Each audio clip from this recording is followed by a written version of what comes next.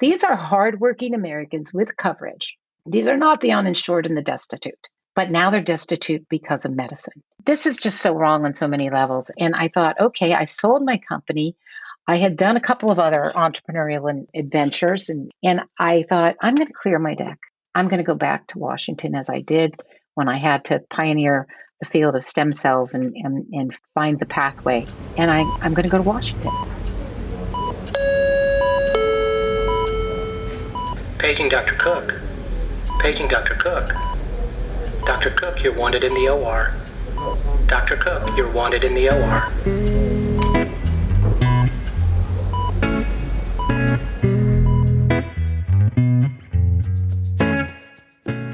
Welcome to the Prescription for Success podcast with your host, Dr. Randy Cook.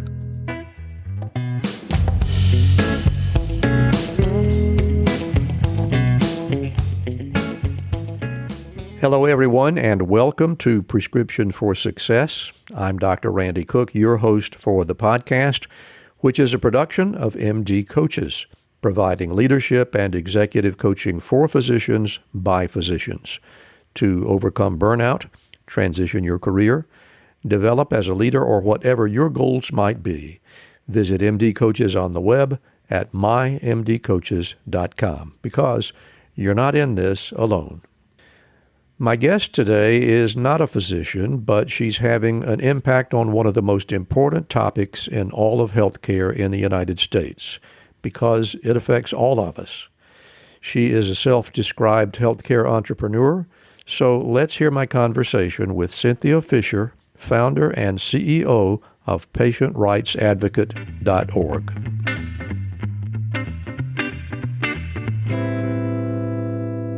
So, regular listeners to our podcast are already aware that the vast majority of the guests that we speak to are physicians. But once in a while, we have what we call a special interest guest. These are people who are not physicians, but they're having a significant and sometimes critical impact on what we do as physicians. And today's guest fits that description quite precisely, I think. Her name is Cynthia Fisher. She is a self-described healthcare entrepreneur, and I'm really excited to have a conversation with her because what she does has such a critical impact on what we do as physicians. So, Cynthia, first of all, thank you so much for being here and welcome to Prescription for Success. Thank you, Randy. It's a real pleasure and honor to be here with you today. Well, I'm looking forward to the conversation, and what I'm going to do with you is exactly what I do with the physician guests that we have, and I'm going to begin with your origin story. My first question is, what did you have in mind when you started your undergraduate education? Did you have any inkling at that point that you would become such an influential entrepreneur? Well, Randy, I had lots of experience in my youth in healthcare, in having family members that benefited from healthcare and also experienced pioneering surgeries, type 1 diabetic first cousin, best friend, and a grandmother with CML for decades. Mm-hmm. And having looked at medicine from secondhand as an observer as a young youth, also exploring biology and physics in college. So looking to a future from college, I actually utilized my physics major coming out of it and looked at medicine from an information technology standpoint. So after Ursinus, I joined IBM, and my clients were hospitals and insurance companies. And I helped provide, back then in the early 80s, where the first areas of actually data automation was in the finance, in bill payments and coverage, right? That's where the systems started. And so those systems needed to talk to one another. And instead of sending tapes, I helped them in applications of network and also in data analytics. So that started in the early 80s.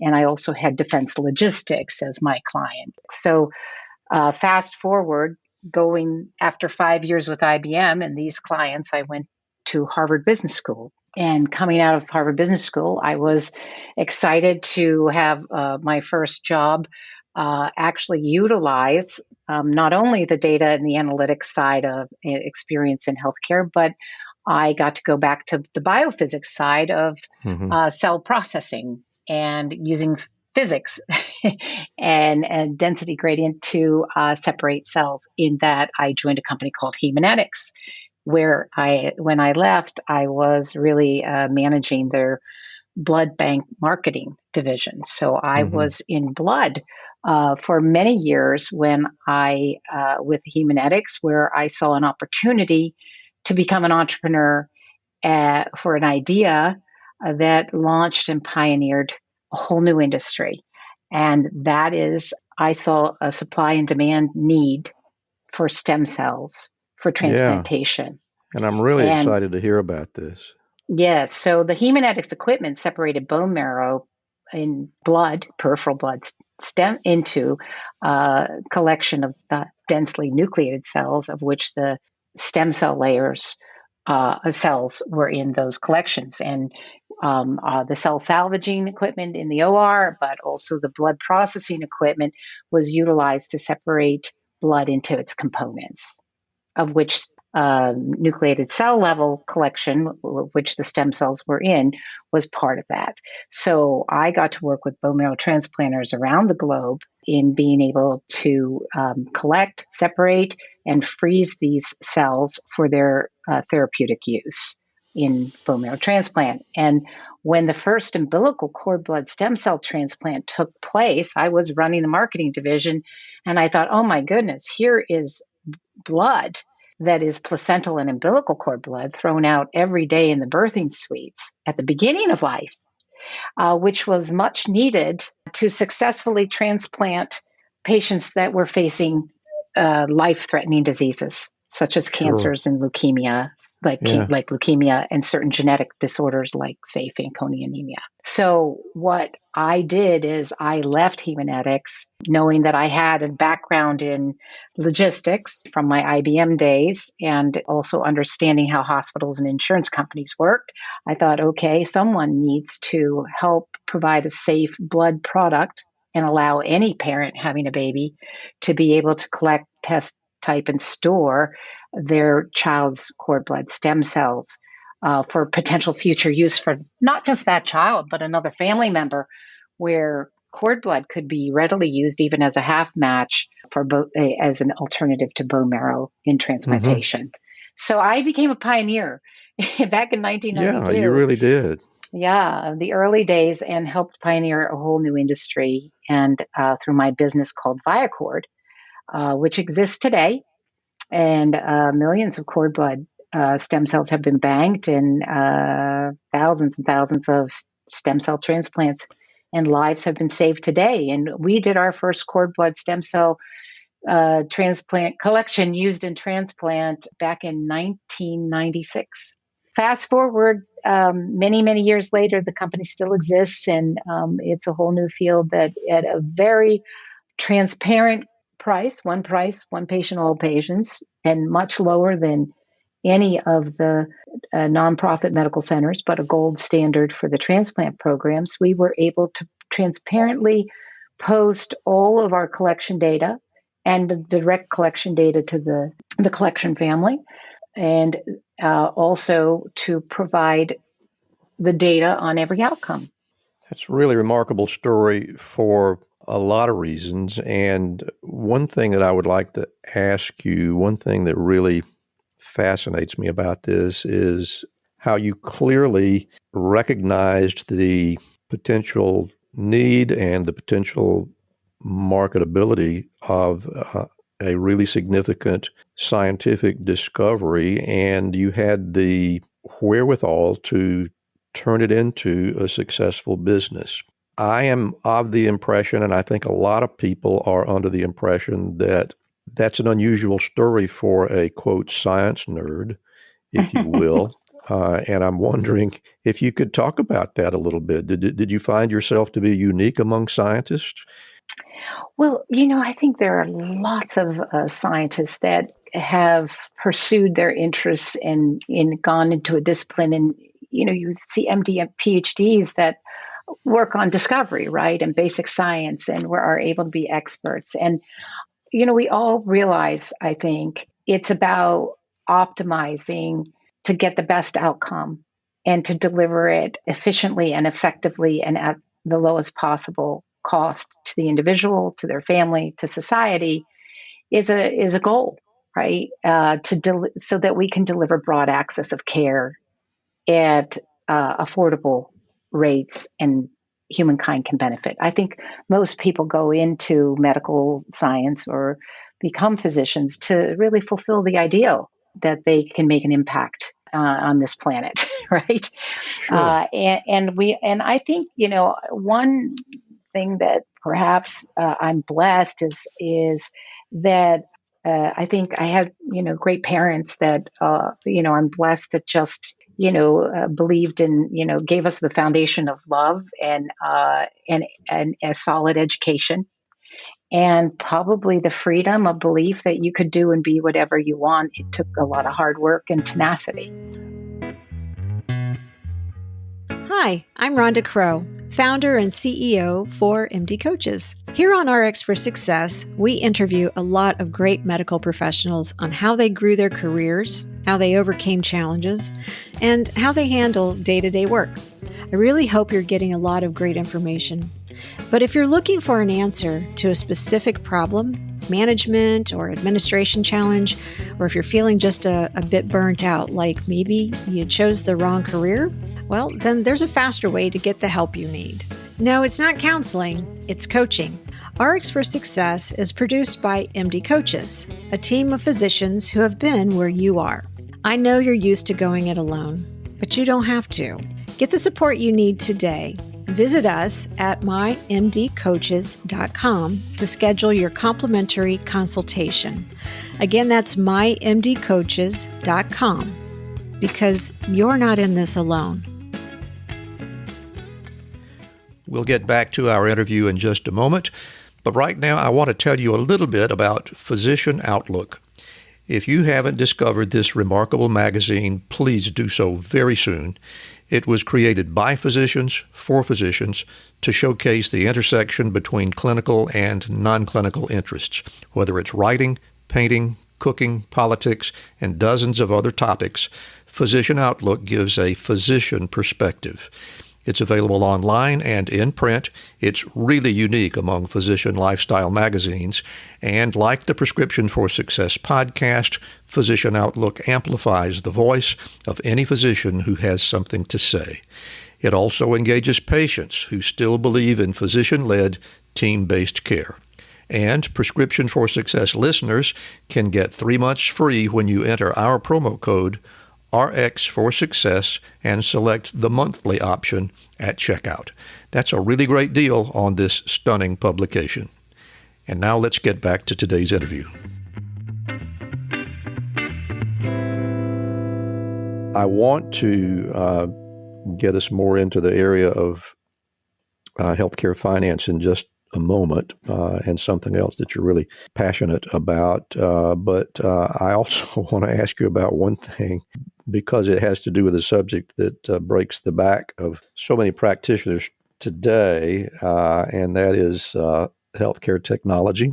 I know that you were involved with HHS and the Healthcare Information Technology Advisory Committee. The electronic medical record that we thought, physicians thought, was really going to make our lives so much better, has made us miserable. Yes. Have you got any opinion or any insight on how that project went so wrong? Yes, I think you just have to follow the money, Randy.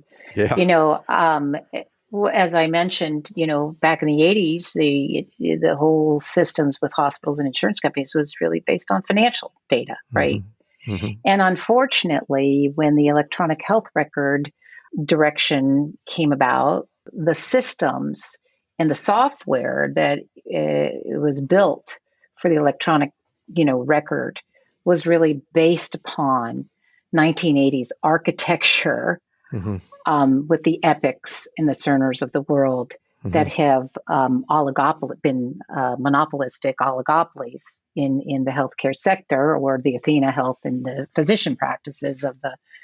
And unfortunately, what we saw and what we see and what we have as a result is a 1980s architecture that was based upon billing systems. Right. And you look at, I think it's baked in greed, quite frankly, that's baked into our healthcare system. That's really the hospitals, the insurance companies, the group purchasing of pharmaceuticals and the pharmaceutical benefits managers and all the middle players that are in claims data processors that are focused on optimizing the revenues and profits on the capitalizing on the patient's misfortune.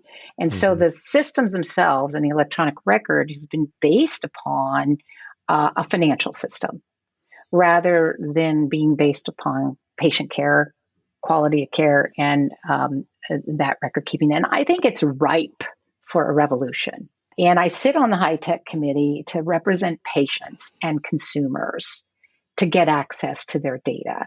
And to this day, decades later, after the high-tech council has been formed, we still don't have on our smartphones a readily downloaded patient data information that we control on our health and can readily share wherever we want to get care across our country. And yet we know it's totally feasible to do it. But as you know, that this Congress even had to create laws to stop the information blocking that's been done to keep patients in the dark and other physicians in the dark because of the hospitals and the insurers and those players keeping the data, because it's a data race to keep those patients in really an anti-competitive way, keeping them into their hospital systems and not losing revenues, and also not disclosing what would otherwise possibly be revealed as perhaps gouging, overcharging, erroneous care, and being able to evaluate and to leave a system and readily go wherever we get care when we live in a transient society. Yeah, that's one of the things that really fascinates me the most. If one takes the time to go back and read the verbiage of the High-Tech Act of 2008, which is really not very long, and the amount of money that they were talking about compared to the remainder of President Obama's budget was really relatively small. But one of the things that was written in there is that there has to be an electronic medical record and it has to be readily shareable. That's right. Right there in the act. And That's right. Never, ever happened. That's exactly right. And I sit in this committee. I will tell you the way to kick the can down the road and kill by delay is a constant game by the oligopolies that are wanting to keep the big data and not unleash it to the very people that need it. And that is the patient consumer and the patient's direct physician providers, wherever they choose to get their care. That's a beautiful segue into exactly what I want to talk about at some length, and I'm sure you do, and that is patientrightsadvocate.org. And you sort of laid the groundwork, but go ahead and give us the origin story of where this came from. Well, 5 years ago, a little over 5 years, gosh, I can't believe it's almost 6 years ago, Obama was still president. It was the end of his presidency. Trump was coming in. And it was this perfect storm that happened at the end of my driveway. Oh, my goodness. Well, at least it was local. It was local. And a handyman that had worked with me for 26 years I was walking out to go to work, and he was coming up my driveway, and I saw a tear in his eye. And he approached me to say that his wife turned 50, was lucky enough to say by her primary care, you should go get a colonoscopy, you're 50. Had her first colonoscopy and had a surprise medical bill of over $6,000 by the anesthesiologist. For a colonoscopy. That's right. In the Boston area. Wow. And she paid the bill. But as they looked at their bills, their only son, who was a junior, his Catholic school tuition was due for $6,000. And they didn't have the money to pay the tuition. And he had never asked to borrow money. And he asked if he could borrow money and pay me back within 3 months to get this tuition paid, and that they paid the medical bill. And I asked him, well, what are you paying for healthcare? She's a florist. He's a handyman, self-employed. And they were paying $36,000 a year for their premiums. As a self-employed, it was with after-tax money. They had high deductible plans, $2,000 a person. And so that takes you to $42,000. And on top of it, surprised with this $6,000 out-of-network anesthesiologist bill. And I thought, oh my gosh, you probably both make $120 all in. You're paying over $42,000 for healthcare. Now you got a surprise bill that's an additional $4,000. So now we're at like $46,000 with after-tax money. How do you pay for food? How do you make ends meet without going deep into debt? And I just started doing the math, and I thought, the system is broken because these are hardworking Americans not looking for any handouts. And it was the first time he borrowed money. This was a huge embarrassment. And at the same time, I had just helped a former employee of mine. When I checked in on her, how she was doing, she had breast cancer. I helped her file personal bankruptcy from her bills. Oh, my goodness. Her medical bills. And she was employed and had coverage, and she lost her home because of the medical debt.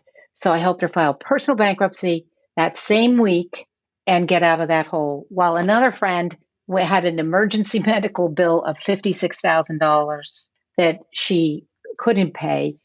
And I helped her negotiate that and take in a renter in her apartment to pay off her debt. Okay, so this happened. There's a lot going on in your driveway. In my driveway on the same week. And then I think the icing on the cake was, I'm not kidding you, Randy, a Mass General nurse, one of my employees' aunt, came to me for helping to fund. This is because I sold my company, right? So I have means, and I'm very blessed. But these were hardworking Americans that came with problems from medical debt that was ruining their lives. And a nurse at Mass General needed proton beam therapy. It was not covered by the Mass General insurance. They set her up with a social worker, and literally she had a $38,000 GoFundMe account, and she asked me if I would contribute. And I thought, wait a minute, this is all happening in the same week. These are hardworking Americans with coverage. These are not the uninsured and the destitute, but now they're destitute because of medicine. This is just so wrong on so many levels. And I thought, okay, I sold my company. I had done a couple of other entrepreneurial adventures and investments. And I thought, I'm going to clear my deck. I'm going to go back to Washington as I did when I had to pioneer the field of stem cells and find the pathway. And I'm going to go to Washington, and I'm going to set up my philanthropic interest to help consumers, which I believe is not just the patient, but the consumers are also everyone who pays for healthcare. And that's the employers and the unions and every worker and taxpayer, as well as patients and their families. So we are the payers of healthcare, not the insurance companies. It's our wages and it's our paychecks that pay for healthcare. So we have no voice in Washington. And I decided to found patientrightsadvocate.org to represent the voice of the consumer in Washington. And I went and put my philanthropic interest on this interest to go find, by hiring a couple of boutique law firms. You can't hire the big ones in glass houses because they're all in bed with the cartel. Right. Right. So you had to find some boutique lawyers that had, chutzpah and were ready to go fight the fight, and were mission driven and shared the core values to not be bought off. And don't you think there aren't those that are bought off, whose values are bought off?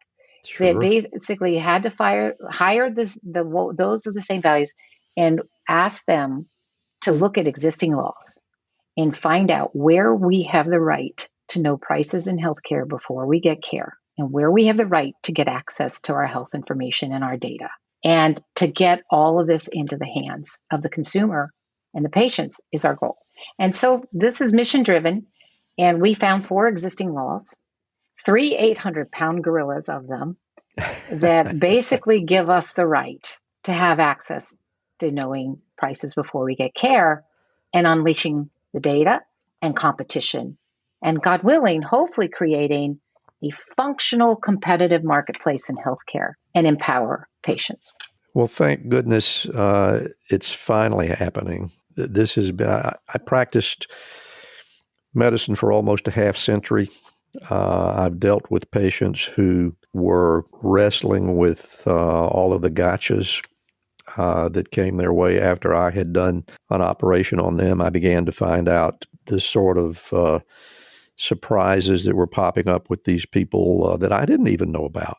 You know, I'm in the business of delivering healthcare, and I don't even know what's happening to these people. So I know that it is an incredible, incredible problem, and it just really makes you scratch your head.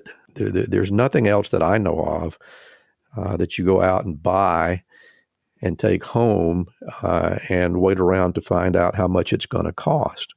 It's just so entirely illogical.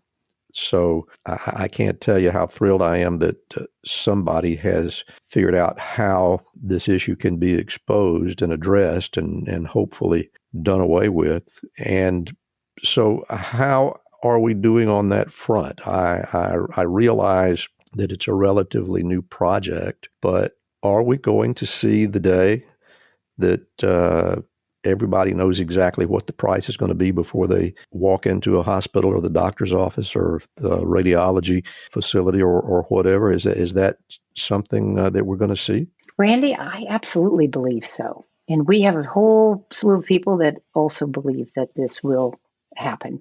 And the good news is that we've seen mountains moved in Washington in the past 5 years to get toward that goal. And I think we're really 2 to 3 years away. Wow, Again, that close.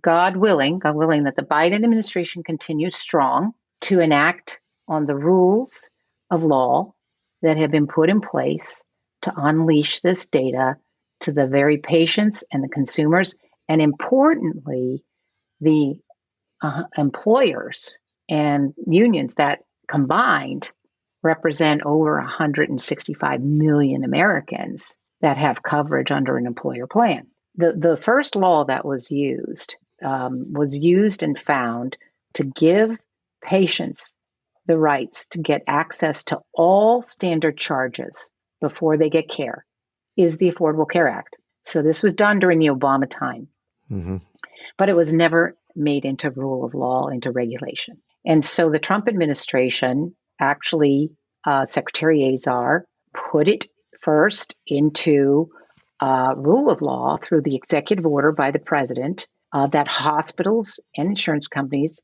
have to provide all of their prices and quality to the consumer. And the first rule that came under Health and Human Services, which has been embraced by the Biden administration and Secretary Becerra. In fact, they even upped the penalties to enforce these rules, that hospitals as of January 1st of this year were to show all of their prices, post them online. Every discounted cash price, as well as all negotiated rates by every payer in every plan and every code. Okay? So again, remember the coding's based on financial and it's not perfect, but the reality is that's what we've got today. And all of that data is to be in a machine readable, downloadable, easily accessible file. And on top of that, 300 of the most common procedures, 70 defined by Centers for Medicare and Medicaid, are to be posted so that they're human readable and easily shoppable for any consumer as the start. Okay? So in June of this year, 6 months into the rule, our organization, patientrightsadvocate.org, we did a study and we looked at 500 random hospitals in 50 states and said, what's the compliance level? And we found, unfortunately, that only 5.6% of those hospitals are in compliance. Can't say I'm surprised.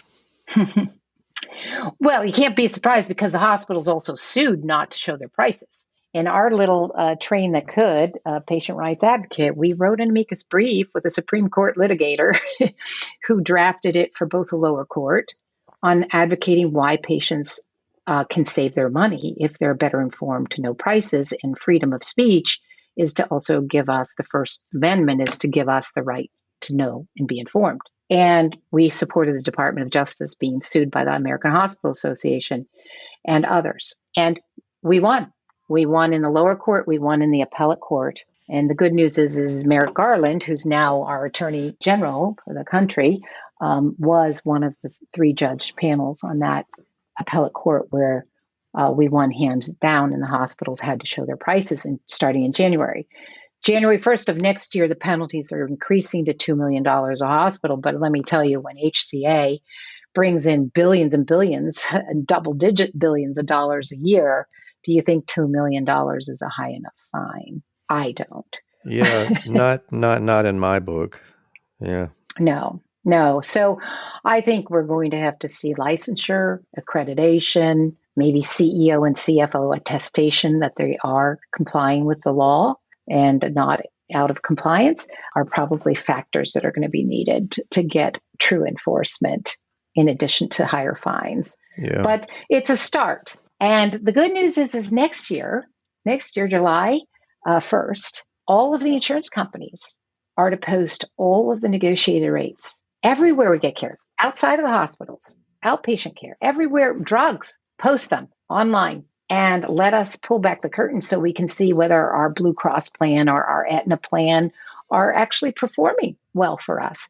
And then finally, they're also supposed to post all of the health claims data of what they actually pay the hospitals. And then that data can be used by tech firms to basically create the mobile apps and the search engine searches to provide an economy online that could be broadly accessible to any patient on their smartphone, right? Mm-hmm. To shop. Can you imagine when open enrollment doesn't just provide what plan you get, but it's going to be what you get and at what price and where? And this is going to be huge because what we're seeing now is incredible. The Wall Street Journal just reported this week that the median MRI prices vary by a factor of 10 times across hospitals. An earlier Wall Street Journal report looking at hospital data of the posted prices of those that are posting these prices and complying with the law found that at Sutter Hospital in California, and this is happening within hospitals everywhere, that childbirth for a C-section, for instance, one woman, same day, same team, same hospital, paid a little over $6,000 for her C-section all in, and another woman paid over $60,000 in the same day, same hospital for having a baby C-section, same coding. 10 times factor within the same hospital for the same service. It just depended on how lucky you were, whether or not your insurance plan happened to negotiate a fair price. This is going to be the first time employers are going to get to open the windows, have the sunlight shine in, and see the data so that they can prevent the price gouging, steer their employees to high value care, and manage healthcare like supply chain so that they can actually, instead of seeing runaway increases from premiums, actually cut that cost in half, put us on par with every other developed country. But when we can pull this back, then employers can say, I want a fair price. We'll send you to a fair price. We'll reward you with higher wages and bonuses. And guess what? That's what we got to take into the last administration, is we got to take in the price transparent surgical centers and docs that were already changing the game, as well as the employers that were directly contracting with them and saving half on what the employees had to pay in care. That's huge. It's working. It's winning. And this can be the way it is for all of us. Well, Cynthia, it's not often that I get to hear news in the world of healthcare that really gives me an opportunity to feel very optimistic, but this is really huge. And I don't begin to know how to thank you enough for being the one that took this fight on. And it sounds like it's really going to take hold. And if I'm right about this, there are millions and millions of people across the U.S. That will be indebted to you. Oh, thank you. Well, it's a team. There are so many people that actually have pioneered doing the right thing and delivering great quality of care at known prices up front, that have pioneered this field. and believe and are working so hard to get there. And I can highlight Dr. Keith Smith and the entire Surgical Center of Oklahoma that I think for 15 years now has been posting their prices, and they're one price, one patient, all patient. And they've only lowered their costs and prices over the course of time. And why is that? Because their actuarials have lowered their own insurance rates. And they said, well, why? I'm going to pass those savings on to my patients. And the amazing thing that they tell us there and at Texas Free Market Surgical that are doing the same thing, or OXS Surgical in York, Pennsylvania, that are posting their prices online. All of these docs are saying, Cynthia, the actuaries are lowering our costs and rates. And we run our businesses knowing the costs, and we pass the savings on to our patients because it's the right thing to do. And so they're saving tens of thousands of dollars on a knee replacement, for instance. And OSS, you can get it for $19,000 in total knee, plus all your rehab and every imaging and blood test and care and any follow care. When, bills from a Lancaster hospital nearby or in central Pennsylvania, Geising or whatever, are up to $75,000 for a total knee. So when an employer and his employees can save nearly what would be a whole new employee in a new job, over $60,000 on a knee replacement, that's huge. And these guys pioneered it. And then the other part of it is that we showed the employers. We shined the light on the employers that said, game over. I've got to protect my employees, and I got to lower our costs because I need to control the finances. And by doing so, they actually create their own pharmacy benefit programs where they buy expensive, outrageous drugs at much lower costs from the Netherlands, right? Or Canada. Mm-hmm. And they, go to Walmart and create an employee program plan at Walmart with a much lower drug pricing plan, and then also create their own network and step aside those that are ASO programs or third-party administrators that are lining their own pockets along with the big plans, the big insurers. And this is hard work. But they are the ones that actually get the credit. It's not me. It's not us. We're just the little train that was the conduit to bring their voices to Washington on how they are already affecting change and winning for the American people. And, we had to avoid Congress because Congress is in the bag with the lawyers and the lobbyists of the cartel. So true. Right? So true. I mean, we had to just do something smart. We couldn't play on that playing field, right? Because billions of dollars gets written to the politicians, both at the state level and at the federal level. And that's sad. We have the best damn government, excuse my French, that money can buy. Yeah. And that's because, fault Citizens United for a lot of that. And until that's reversed, we had to look at existing law to say, where do we have these rights? And the beauty in this is also, this is a nonpartisan issue. This is what surveyed 3 times over, Harvard-Harris poll, Trump's pollster, Biden's pollster, 90% of Americans agree that they want hospital, insurance company, physician, price transparency before they get care. And 87% of them know that they'll be able to lower their own costs when they can get these prices. And the beauty is also that Obama and Trump and Biden all agreed on delivering healthcare price transparency. That's so cool. What other issue, you tell me, in this country, Randy? Absolutely. What other issue do we have Obama, Trump, and Biden having agreed on delivering in healthcare or in any policy issue? And that's healthcare price transparency. You're so right about that. And the other thing that underscores is that if so many seemingly disparate people agree on this point, yet nothing has changed, it again speaks to the amount of money that is at work to make sure that it doesn't change. Clearly, it's always about the money, but it sounds like maybe you and your organization and others have shined enough lights on it that we will see some change.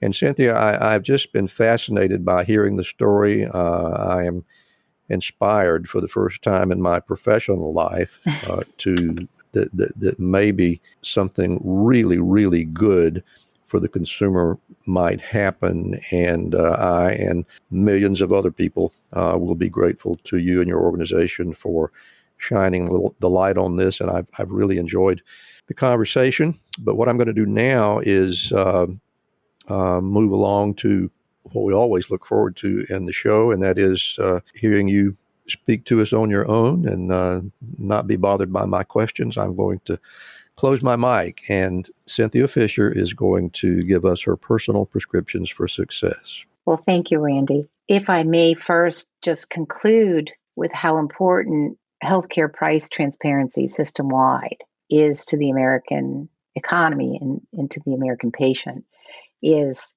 that price discovery is the foundation that will also usher in quality transparency.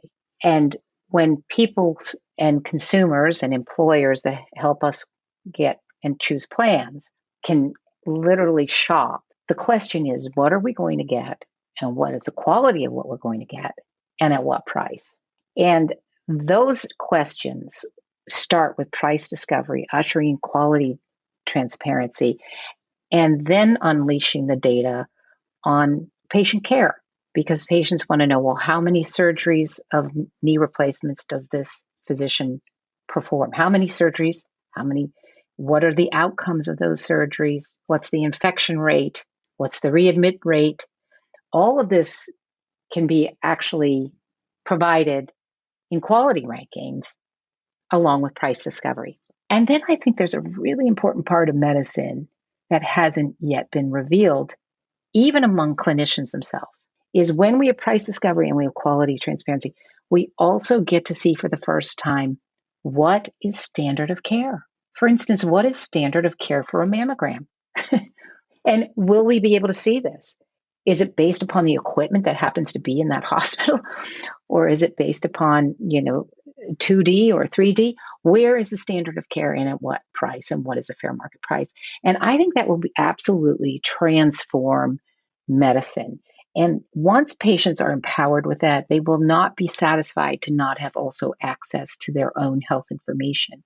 And I think when we see this, we then put the patient with that empowerment of price transparency, quality transparency, and information about their own personal health and standard of care, that then we put not only the patient on the top of that pyramid, but we also move toward a preventative model that the patient knows with financial certainty what it costs to preventively do diagnostics or preventatively take care of their health, with no longer fearing financial ruin or the uncertainty of being overcharged.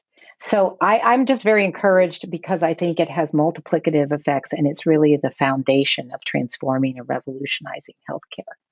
So thank you for that moment to talk about that. And no matter where this country goes, Randy, whether we go to Medicare for all or we go to a universal healthcare system plus private insured, no matter where we go, we all benefit, both as benefiting from government-based health coverage to private-based health coverage, on knowing a fair price and choosing quality care at the best price, and being what is a free, functional, competitive market for the consumer. Okay, so I'm sorry. May I go back to your first question where you were going to give me the time to...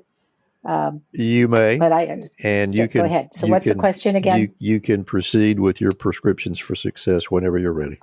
Prescriptions for success. I think one is basically know thyself, and to know that we are not limited by anything other than our own minds and imagination, and that hard work and tenacity pays off. And I think also sort of that seek and ye shall find, but there are so many people that come across our lives that are so highly knowledgeable and insightful and worldly in their own disciplines of experience, that actually can serve as really resourceful beacons of light for us personally, on our personal life paths, but also on our professional life paths.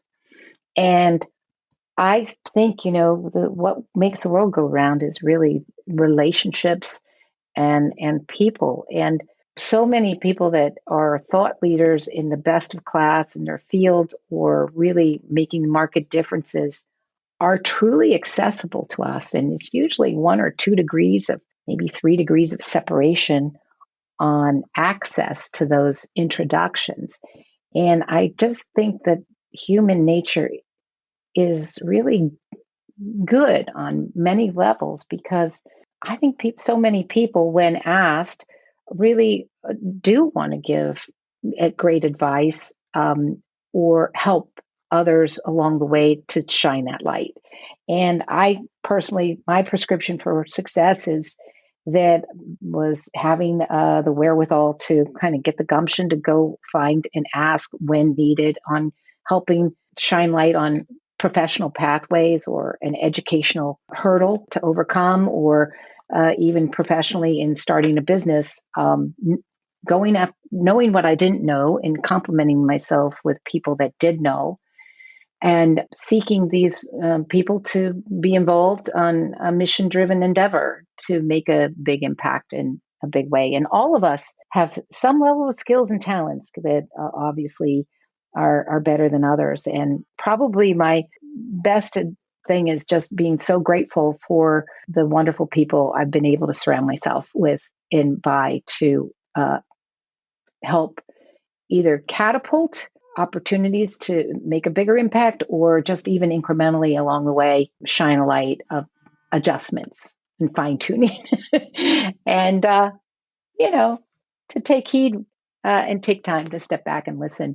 I think another avenue is sometimes days are dark and bleak and hurdles seem insurmountable for all of us. And, the sine wave of life is the highs and the lows. And when we're facing, problem sets of life that seem sometimes somewhat unbearable, sometimes it's just going into the calm and taking pause and looking with faith and hope and light, or asking just the universe, God, whomever is your go-to. And sometimes it's just getting into nature or what restores your soul. Maybe a musician goes and, sits at the piano for a couple of hours, but what restores one's soul to take pause and listen and seek the answers. And then I think finally is preparation, is respect of everybody's time when you are working with people, by doing your own part and being very well prepared and bringing them something of value that enlightens their day, intrigues their intellectual journey, where you can be additive. So I think it's just that, it takes a team and working together, and it's no one individual that's going to make an impact, and complementing ourselves. I kind of think that if you ever go to Africa on a safari and you take pictures and you come home and you look at your photo album and you see the zebras are standing side by side, but their faces and their heads are pointed in different directions, and the giraffes are doing the same. And you kind of look at how the animal kingdom is protecting itself. They're covering 360 degrees. And as human beings, we can only see 180 degrees if we turn our heads left to right. And we don't see what's behind us. That's dark to us. And alone, we only see half of the 360. So if you complement yourself with a teammate or a partner, or oftentimes it's a life partner or a business partner, or you complement yourself with someone or others that cover the other 180 degrees that you cannot see, that are dark to you, that complement you or your skills. That's where we actually take that circle. We see it, we protect it, and we become so expansive because we see all 360 degrees, and we're being able to learn and protect and grow. And I think finally is just incredible gratitude for every day, and just knowing all we can do is our best, and then get up tomorrow morning, God willing, and do the same. And those are my learnings and prescriptions for success. Cynthia, thank you so much for sharing with us today.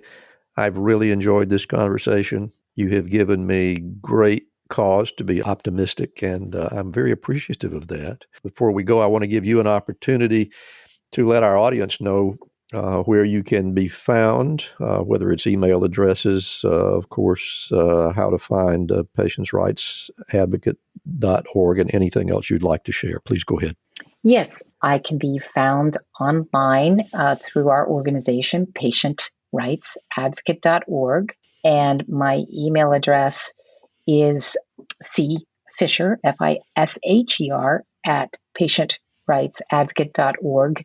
And if that's too long, you can use my other email address, which is cfisher at biomed2020.com. All right. Cynthia A. Fisher, founder and chairman of patientrightsadvocate.org.